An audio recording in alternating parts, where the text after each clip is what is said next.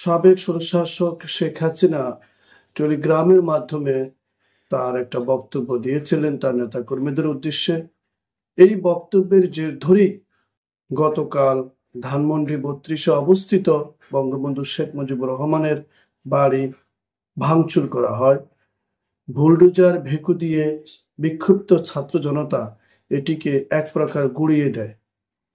গতকাল সন্ধ্যা 7:30টার দিকে বিক্ষুব্ধ ছাত্র জনতার সাথে সাধারণ জনতা সেখানে একত্রিত হতে থাকে। এরপর বুলডোজার তারা সেখানে প্রবেশ করার চেষ্টা করলেও প্রথম অবস্থায় তারা পারেনি।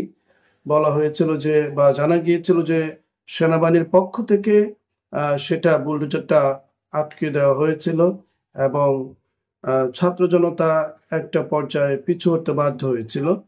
কিন্তু এই বিক্ষুব্ধ ছাত্র জনতা আন্দোলনকারীরা তারা আগ থেকেই কেউ সাবান, কেউ বা লোহার বড় কোনো পাত অথবা কাঠের বড় কোনো পাত, হাতুড়ি, ভারী ভারী যন্ত্রাংশ বা জিনিস দিয়ে তারা যে যতটুকু পেরেছে বাড়ির দেয়াল, ফটক, বিভিন্ন অংশ তারা ভাঙার চেষ্টা করে। পরবর্তীতে সুরাজাজি সেনাবাহিনী যেহেতু বাধা দিচ্ছিল, তারা আসার পর ছত্রভঙ্গ করার চেষ্টা করছিল এবং বিশেষ করে কথা উঠেছিল এটা যে সেনাবাহিনী নিজে স্বপ্রণোদিত হয়ে কেন আসলো, তাদেরকে সরকারের পক্ষ থেকে পাঠানো হয়েছিল কিনা। সরকার যদি না পাঠায় তাহলে বা তাদের উপমহল যদি তাদেরকে না পাঠায় তাহলে তারা স্বপ্রণোদিত হয়ে কেন এটা বাধা দিতে আসবে। এটা তো জনগণের কাজ, জনগণের ক্ষোভের বহিঃপ্রকাশ। এর ফলে সেনাবাহিনী বুলডোজার যখন আটকে রাখে তখন এই সমালোচনা হয়তোবা কারণে তারা পরবর্তীতে সম্ভবত বুলডোজার ছেড়ে দিয়েছে, অথবা কোনো না কোনো ভাবে ছাত্রতা আরেক দিক থেকে ম্যানেজ করেছে। এখন প্রশ্ন হলো আসলে হয়তোবা এই আইন শৃঙ্খলা বাহিনী বা সেনাবাহিনী তারা জানে যে এই ছাত্র জনতা রক্ত দেওয়ার জন্য প্রস্তুত। তাদেরকে ওই হুইসেল দিয়ে লাঠি পেটা করে কোনোভাবেই সরানো, তাদের উদ্দেশ্য থেকে সরানো কখনোই সম্ভব নয়। প্রয়োজনে তারা আবার রক্ত দিবে, আবার জীবন দিবে। শুধু শুধু বিতর্কিত হবে সেনাবাহিনী, আইন শৃঙ্খলা, বিতর্কিত হবে অন্তর্বর্তীকালীন সরকার। সম্ভবত এই নানান দিক বিবেচনা করে হয়তো বা আবার এটাও হতে পারে যে সেনাবাহিনী যদি এত বেশি কঠোর হয় তাহলে সেনাবাহিনী কি এখনো কি ফ্যাসিস্ট শেখ হাসিনার পক্ষ নিয়েছে কিনা, এই ধরনের কথাও কিন্তু উঠে আসবে, সমালোচনা উঠে আসতে পারে। হয়তোবা নানান দিক বিবেচনা করে তারাও একটা পর্যায়ে হয়তোবা নিবৃত্ত থাকে। এরপর আপনার বিক্ষুব্ধ ছাত্র জনতা আপনার লাইভে দেখতে পেয়েছেন, বিভিন্ন টেলিভিশনে, বিভিন্ন অনলাইনে সেখানে সরাসরি লাইভ দেওয়া হচ্ছিল। এখনো সকাল পর্যন্ত সেখানে লাইভ দেওয়া হচ্ছে, যে দেখানো হচ্ছে যে বঙ্গবন্ধু শেখ মুজিবুর রহমান উনার বাড়ি কিভাবে ভাঙ্গা হয়েছে, কিভাবে মানুষ লোহা লক্কর, গাছের ফল ফলাদি কিভাবে নিয়ে যাচ্ছে, সাধারণ জনগণ কিভাবে জানালা, বিভিন্ন ঘরের আসবাবপত্রগুলো কিভাবে লুটপাট করে নিয়ে যাচ্ছে সেটা আসলে দেখানো হয়েছে। সারা রাত ভরে আসলে সেখানে বিভিন্ন গণমাধ্যম কর্মীরা ছিল, আর বিক্ষুব্ধ ছাত্র জনতা, সাধারণ জনতা উভয় মিলেমিশে একাকার হয়ে যেন এটাকে একেবারে কুড়িয়ে দিয়েছে। স্বৈরাচার, ফ্যাসিবাদ এবং আওয়ামী লীগ বিরোধী বিভিন্ন স্লোগান সেখানে তারা দিতে থাকে। তো এই সময় শাবাল, হাতুড়ি, রড দিয়ে বাড়ির দেয়াল সহ বিভিন্ন জায়গায় আঘাত করা হয়।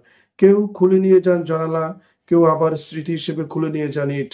আমরা দেখতে পেয়েছিলাম যে একজন ইট খুলে নিয়ে যাচ্ছে, তিনি বলতেছিলেন এই ইটটা তিনি তার বাসায় টয়লেটে রাখবেন এবং তার নাতি পুত্রীরা বা বংশধর ভবিষ্যৎ যারা আসবে তাদেরকে তিনি ওসিয়ত করে যাবেন যে এটা হলো বঙ্গবন্ধু শেখ মুজিবুর রহমান অর্থাৎ স্বৈরশাসকের বাকশাল কায়েমকারী একজন প্রতিষ্ঠাতা এবং তার কন্যা একজন ফ্যাসিস্ট খুনি, তাদেরই ঘর বাড়ির একটা অংশ এটাকে নিকৃষ্ট হিসাবে এটা প্রমাণ রাখার জন্য তারা এটা ব্যবহার করবে। মানুষের আসলে এক একজনের এক এক রকম অভিরুচি, এক একজনের এক এক রকম চিন্তা, উদ্ভট চিন্তা।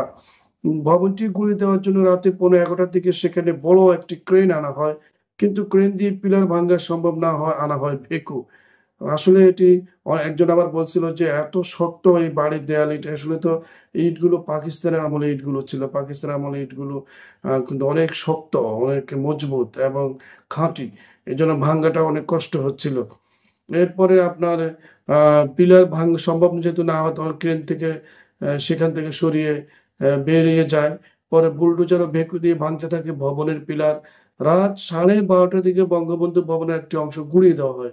সর্বশেষ রাত 1টার দিকেও ভাঙচুর চলতে থাকে। এ সময় উল্লাস করতে থাকেন উপস্থিত ছাত্র জনতা। এদিকে রাত 11:15টার দিকে ধানমন্ডি এলাকার 5 নম্বর সড়কে আওয়ামী লীগ সভাপতি শেখ হাসিনা বাসভবন সুধা সদনে ভাঙচুর চালানো হয়, পরে আগুন ধরিয়ে দেন বিক্ষুব্ধরা।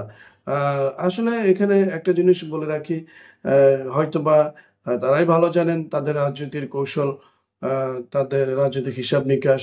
হয়তো যদি আমার ছোট মাথায় মনে হয় বঙ্গবন্ধুর কন্যা শেখ হাসিনা তিনি যদি একটু নিবৃত্ত থাকতেন, তিনি এই ধরনের মিথ্যাচার উদ্ভট কথা যদি তিনি না বলতেন, তার নেতা কর্মীদেরকে একত্রিত করার চেষ্টা না করতেন, তার তো এখন ক্ষমতা আসার কোনো লক্ষণ নাই, বা ক্ষমতা আসার এই মুহূর্তে তার প্রয়োজনও নেই, কারণ তিনি যে অন্যায় অত্যাচার অবিচার করেছেন তার এই তিনি হয়তো ভাবছেন যে তিনি কোনো ধরনের অন্যায় করেননি, যা যা করা হয়েছে এগুলো তার নামে রাজনৈতিক অপপ্রচার চালানো হচ্ছে, সমস্ত কিছু করেছে তার মন গড়ানো, দোষী যাদেরকে করানো হচ্ছে তারাই করেছে। আসলে এখন তো নেটের যুগ, আধুনিক যুগ, এখন তো মানুষ সব দেখতে পায়। মানুষ তো এখন 5 টাকার নোটকে 6 টাকা বললে তো 6 টাকা বলবে না, 5 টাকার নোটকে 4 টাকা বললে তো 4 টাকা বলবে না, 5 টাকার নোট 5 টাকাই বলবে, তাই না? মারলে কাটলেও কিন্তু 5 টাকাই বলবে। এখন দিনের আলো আপনার পরিষ্কার, এখন এটাকে অন্ধকার বানানোর তো সুযোগ নেই। কারণ উনি নিজে কি ধরনের মিথ্যাচার দিয়ে একটা গল্প তৈরি করে অন্যের উপর অন্যের ঘাড়ে দোষ দিয়ে তিনি এটাকে খাওয়ানোর চেষ্টা করতেছেন। এটা হয়তো তার নেতা কর্মীরা যারা তাকে অন্ধবিশ্বাস করে, রাজনৈতিক আদর্শে তাকে মানে, তারা মানে যে তিনি তাদের ধারক বাহক এবং তিনি যা বলেন এটাই সত্য। তিনি তাদের দেখা এটা ভুল হতে পারে, বরং তাদের নেতৃত্ব চোখে যেটা দেখা হয় সেটাই সঠিক হতে পারে। আর ওই সত্য মিথ্যা যাচাই বাছাইয়ের ক্ষমতা আওয়ামী লীগের নেতা কর্মীদের অনেকেরই এখন আর নেই। অর্থাৎ তারা দল করতে হবে, অন্ধ একজনের ভক্ত থাকতে হবে, এর বিনিময়ে সুবিধা নিতে হবে, পারিবারিক সুবিধা হোক, অর্থনৈতিক সুবিধা হোক, বিভিন্ন রকম সুবিধা নিতে হবে। সেজন্য তারা অন্ধভক্ত থাকার হয়তোবা চেষ্টা করে, অথবা তারা আসলে অন্ধই হয়ে গেছে, চোখে পর্দায় পড়ে গেছে, যার ফলে তিনি এই সুযোগটা কাজে লাগিয়ে দেশে আবার একটা হট্টগোল, অরাজকতা, ধর পাকড়, মারামারি, কাটাকাটি সৃষ্টি করার চেষ্টা করছেন। এর ফলে দেশে অর্থনৈতিক অবস্থা 12টা বাজুক, আরো খারাপ হয়ে যাক, মানুষ মারা যাক, কোন্দল তৈরি হোক, কোনো কিছু যা আসে না, বরং এটাকে সৃষ্টি করে দিয়ে উনি বর্তমান অন্তর্বর্তীকালীন সরকার বা যারা আছে রাজনৈতিক দলগুলো তাদের উপর চাপিয়ে দিয়ে এটা তিনি মজা লুটিয়ে নেবেন। কিন্তু দেশের যে 12টা আরো বেজে যাবে, তিনি আরো 12টা বাজিয়ে গিয়েছেন, 12টা মানে 24 ঘন্টা বাজিয়ে যাবে, সেটা ওনার জানার দরকার নেই। ওনার দরকার রাজনৈতিক ফায়দা। উনি আসলে কি ধরনের চিন্তা ভাবনা নিয়েছেন উনি আর ওনার খোদাতালা বা উনি ভালো জানেন, বা তিনি যাকে সৃষ্টিকর্তা বলে জানেন অথবা জানেন কিনা তিনি সেই হিসাবটা তার কাছে, যার ফলে তিনি এই মুহূর্তেটা ওনার মনে হয় না আসা দরকার ছিল, উনি এসে গেছেন, ওনার আসতেই হবে, নাহলে ওনার হবে না। উনি আসলেন আর আবার মানুষের মধ্যে ক্ষোভ সৃষ্টি করলেন। তিনি মনে করছেন মানুষ মনে হয় সব ভুলে গেছে, উনি একটা মিথ্যা গল্প তৈরি করে দিলেই তার দলের সমর্থকরা যারা অন্ধবিশ্বাস, যারা চোখে পর্দায় পড়ে গেছে, সত্য মিথ্যা যাচাই বাছাই করা, যাদের ক্ষমতা হারিয়ে গেছে, তারা বিশ্বাস করতে পারে। কিন্তু বাকি সাধারণ যে জনতারা যারা রয়েছে তারা তার বিশ্বাস করবে না। তারা তো এই ক্ষত, এই রক্ত শুকানোর আগেই তারা তো এটা মেনে নিবে না। কিন্তু শেখ হাসিনা মনে করছেন যে সবকিছু মনে সহজ, উনার বানানো গল্পের মতোই সব সহজ, যার ফলে এই গন্ডগোল আবার তৈরি হলো। নাহলে ধানমন্ডি 32 কি দরকার ছিল এরকম ভেঙ্গে চুরে একেবারে খান খান করে দেওয়া, একটা স্মৃতি বিজড়িত জায়গা সেটাকে ধ্বংস করে দেওয়া হলো।